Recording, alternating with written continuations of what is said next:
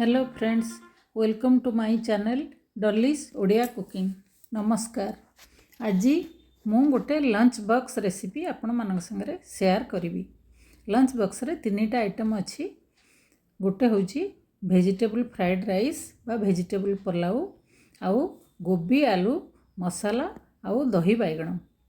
आपण माने तैयारी करेंगे को बहुत कम समय रेसिपी। एक्जाक्ट जदि मो रेसिपी की फॉलो करेंगे एक्जाक्ट सेतिकी टाइम लगे। आउ दीटा तीनटा करेई बा डेक्ची करवा दरकार नहीं। वन पॉट रेसिपी गोटे पॉट्रे आउ बहुत कम तेल रे हेल्दी रेसिपी तैयारी होईची। आपण देखिए आउ एटा आमे तैयारी करिचु आउ खाइचु भी टेस्टी भी बहुत। आउ बेसी बदरसन नहीं।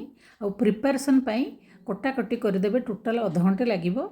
आउ 30-35 बा 40 मिनट भितर पूरा रेसिपी तैयारी हो जदि मो रेसिपीटा को एक्जाक्ट से फॉलो करेंगे।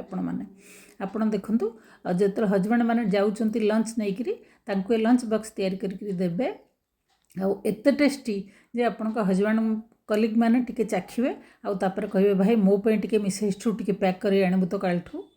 आउ चलंतु एबे तैयारी करिबा वेजिटेबल हेल्दी पुलाव।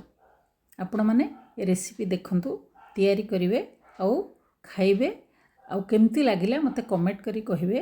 केते समय लागिला सेतिकी समय रे आपण करि परिबे, किछि असुविधा नाही। पूरा एक्जाक्ट टाइम रे हबो।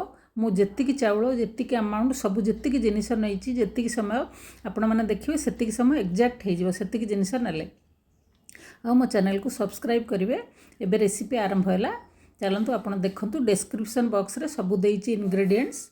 तैयार करेंगे, चैनल को सब्सक्राइब करेंगे, लाइक करेंगे और फ्रेंड्स और फैमिली भितर शेयर करने को भूलें। Thank you for watching.